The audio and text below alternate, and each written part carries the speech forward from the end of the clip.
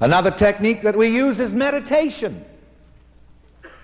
But to backtrack a little bit on affirmation here and self-definition that we've been into, you know, whenever you come here, I know it seems a little strange when you come here for the first time, because we stand up and we say, I am healthy, I am happy, I am successful, I am prosperous, I am loving, I am beloved.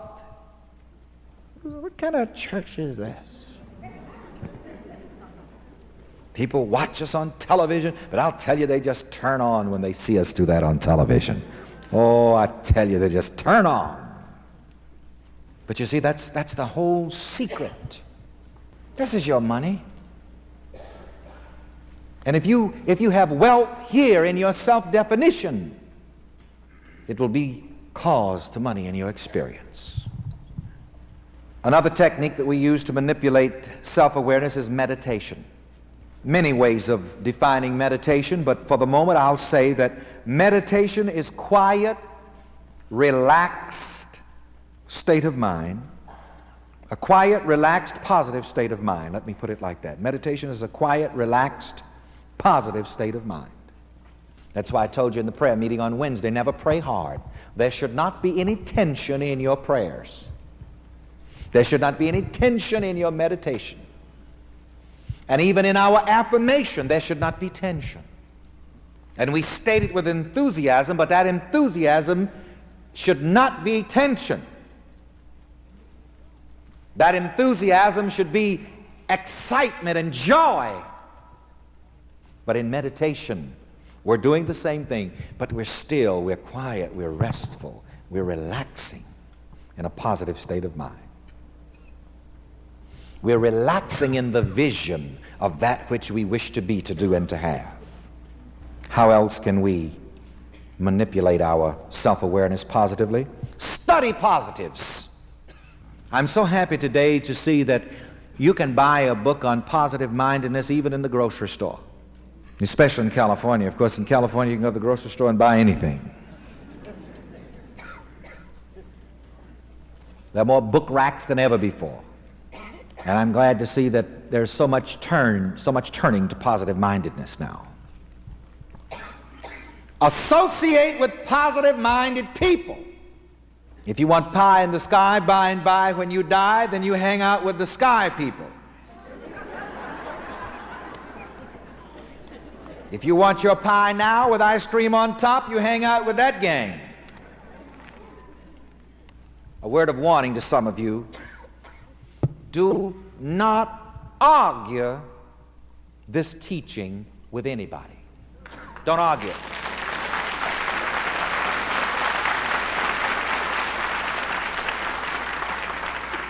Not only that, be careful who you even tell.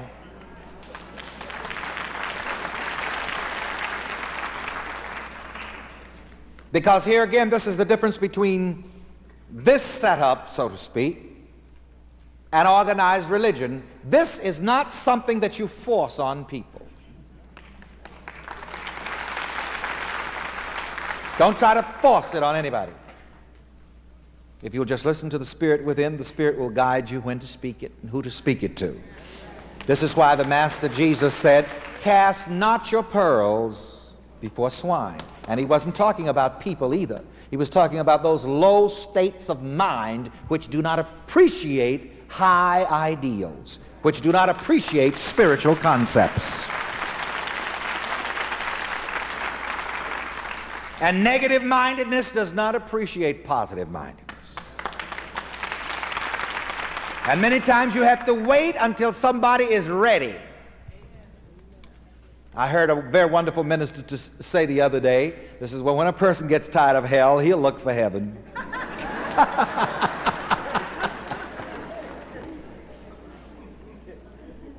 Sometimes some people have to get to that point. And by the way, I think it's sometime in either November or December, the title of one of my sermons is going to be, you don't have to go through hell to get to heaven. See, I went that way, but I'm going to try to keep some others from. I wouldn't want my son, and I wouldn't want a lot of people who are coming along to have to go through some of the things that I went through. So at least you can be sort of like Lazarus, you know. He said, well, you know, he said, just do me one favor. I've got some brothers. Just let me, just send word to them and tell them, don't come this way. You know, you know it isn't necessary. Don't come this way. And I've been on some religious trips that God knows I don't want anybody to have to go through.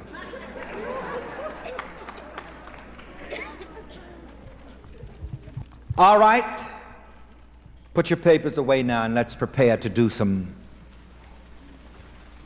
practice. So what's money? Your self-awareness, your self-image. Your self-awareness is cause to money. And money on the material level is effect. And when you have the proper self-awareness, whatever form money takes on the material level, you'll have it. You see, when you understand that money is really self-awareness, then inflation won't even bother you.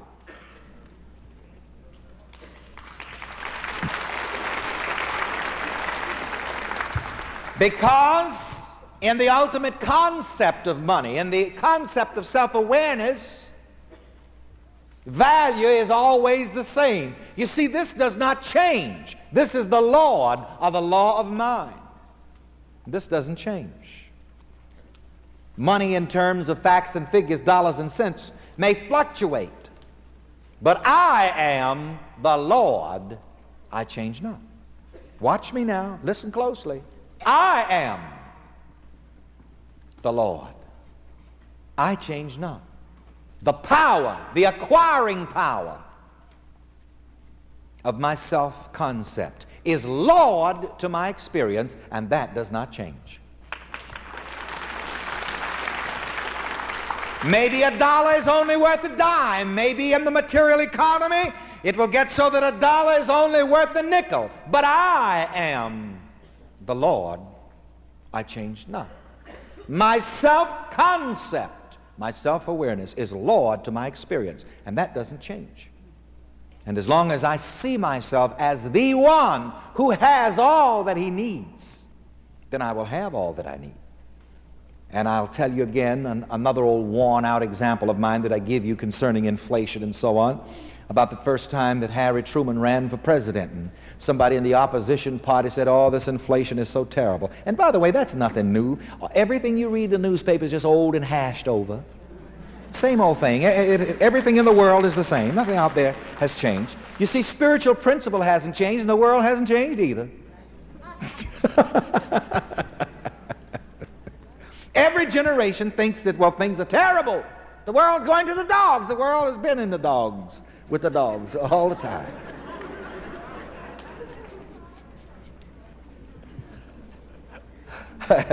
So negatives don't change, neither do positives, but you have to decide which side you're going to be on. Anyway, Harry Truman was running for president, and somebody in the opposition said, oh, this inflation is terrible. Said, why, back in 1932 you could buy so much and so much and so much for a quarter.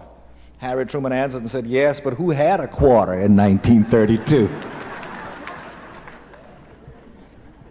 Let's stand. Don't go out yet, honey. In just a few minutes we're going to take the offering, and I wouldn't want you to miss it. And she's so sweet. She turned right around and came back. That's so sweet. And I don't want you to go out now, because what we're about to do is going to increase your self-awareness, and you'll have more money for yourself and more money to give to me. I think I have one of the most beautiful congregations in the world.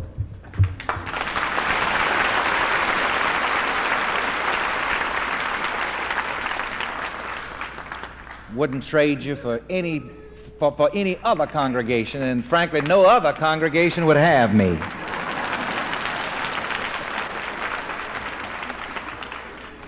I can get rid of you, but you can't get rid of me.